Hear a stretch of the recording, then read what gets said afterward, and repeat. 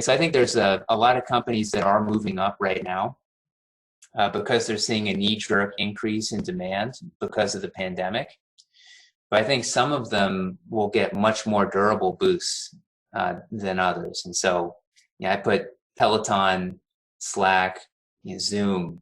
Those would kind of, for me, they would be in the durable beneficiary camp. I put companies like Blue Apron and HelloFresh in the more transitory camp. Yeah, so kind of in a post-COVID-19 world, we're definitely seeing a large increase in demand for content from digital streaming services. So certainly people who may not have been subscribers before, they're going to be much more likely to adopt for the first time. And people who are currently using them, they're going to be a lot more likely to remain if they had any inkling of doubt about holding on to that subscription of theirs. So I think for those firms, you're probably going to see a bigger, kind of positive boost for them from customer acquisition. But I think you'll get a secondary boost from people who may have considered canceling their subscription who are instead going to remain. Yeah, to me, the big concern with enticing potential subscribers with deals like that is that they're going to be more likely. So first, the firm is going to have to pay more money up front to bring them in the door. So immediately, the company's going to need to make that much more to be able to break even on the customer. And there's this big open question of when we move into into a world of kind of post-COVID-19 recovery, and people settle back into their normal way of going about life, are they going to want to hold on to that subscription? And if they didn't find it that enticing to subscribe before, there's the risk that they're going to cancel after we kind of move back into the new normal. So I think it's going to be more likely that these companies would actually turn a meaningful profit if they did not entice the people to come in the first place. Because for one, they're spending less upfront.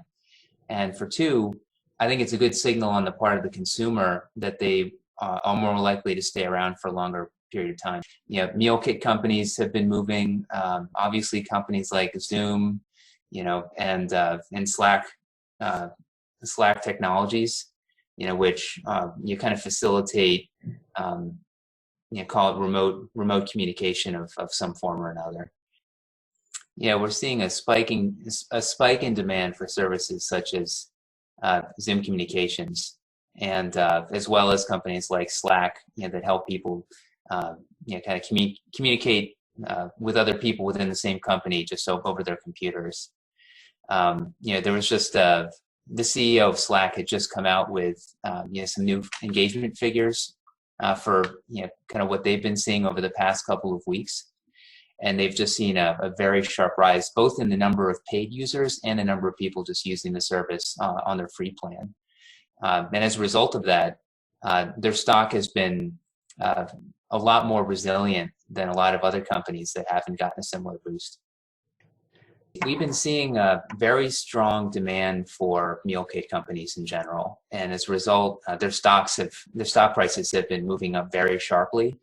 At Blue Apron, we've seen something like, from trough to peak, something like a 600% increase in their stock price, which is absolutely amazing. But if you look a little bit closer, it's partially because demand has been moving up, but it's, I think, to a much larger extent that they had been so beaten down to the point of being in financial distress that any uptick in the perceived kind of credit quality for the company is leading to a dramatic increase in the stock price. So certainly I don't want it to belittle the improvement that they're seeing, but I do have some concerns about the durability of it, and also just reading too much into it. Their biggest competitor is the company called HelloFresh, and HelloFresh is basically offering a very comparable product in the U.S. at almost the same price point. And over the same window of time that Blue Apron had gone up over 600%, HelloFresh had only gone up something like 30%. And the big difference between the two is that HelloFresh does not have any sort of bankruptcy risk priced into the company. So its valuation, it's something like it's trading at something like 2.4 times revenues. Whereas Blue Apron's trading, even now after the boost, that's trading at something like 0.27 times revenues.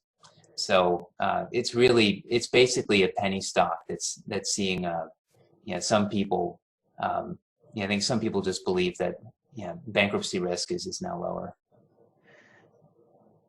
The concern that I have is that, again, when we kind of move back to more normal times, people are going to be going back to their jobs. They're going to have the typical day-to-day, demands on their time, and places like Whole Foods and Instacart, they're going to be able to deliver food a lot more easily than they can right now.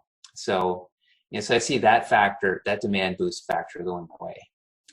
So my bet would be that these companies, when we move kind of past COVID-19, we're going to see their retention profiles move back more towards what they had been before all of this got started.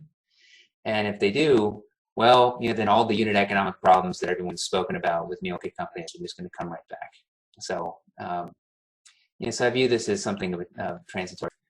So Amazon, I think they are, they've been staffing up so that they can better handle the increase in demand that they're seeing. Obviously, there's been many stories about how they've also been kind of rejiggering their supply chain so that they can prioritize more essential items. And I think that's both good for the perception of Amazon, and it's allowing them to be able to provide needed goods to the people who need them. Obviously, the other kind of upshot of that is less essential goods. We're seeing delivery times of a month or longer. And we're actually seeing a lot of consumers who would have bought those non-essential items at Amazon. They're making those purchases at other vendors like Target that aren't doing this prioritization because now these other vendors are potentially offering shorter delivery windows. In certain areas like New York City, they may see kind of continued strain on supply chains of various sorts. And so, companies like Amazon are going to kind of become the supplier of last resort, for a lot of these people. And if so, I think we could see this persist for at least another couple of months. But long-term impact for Amazon, positive or negative? I view it as positive. I think it's reinforcing their image as the go-to supplier for goods.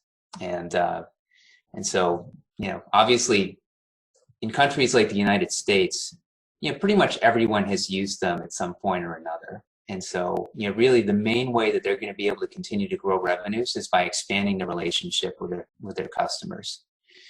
And the more that their customers view them as kind of the go-to default source for buying stuff in general, I think that's just going to allow them to continue to expand those relationships over time. I actually think Peloton is being they're getting a strong boost from this.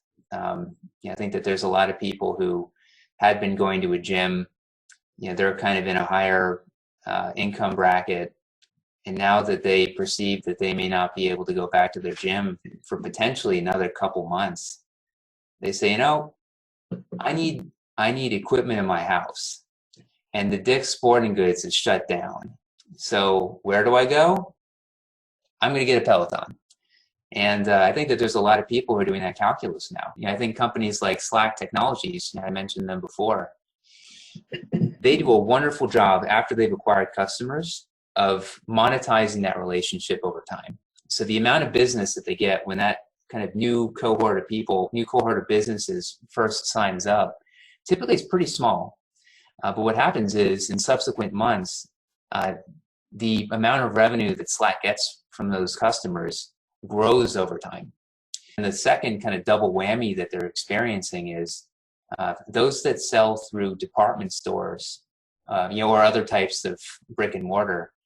The brick and mortar stores are basically turning back all the product, and they're saying, nah, you keep it. And what it's doing is it's creating this credit crunch for for these companies that may otherwise have been very healthy. They may have been cash flow positive, but suddenly they have this huge amount of inventory that's stuck in their facility. And obviously that product's not getting sold. And so they need money, or else they're going to go bankrupt. And so some of them are going to go bankrupt. The ones that don't, they could actually come out ahead, because again, we move into a post-pandemic world. They have a lot of companies that have gone bust. They're the ones who remain.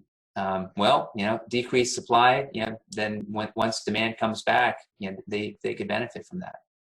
So yeah, I see some brands that are very high quality. I see them actually thriving when we come out of this, but it's going to be kind of a long, potentially tough road from here to there.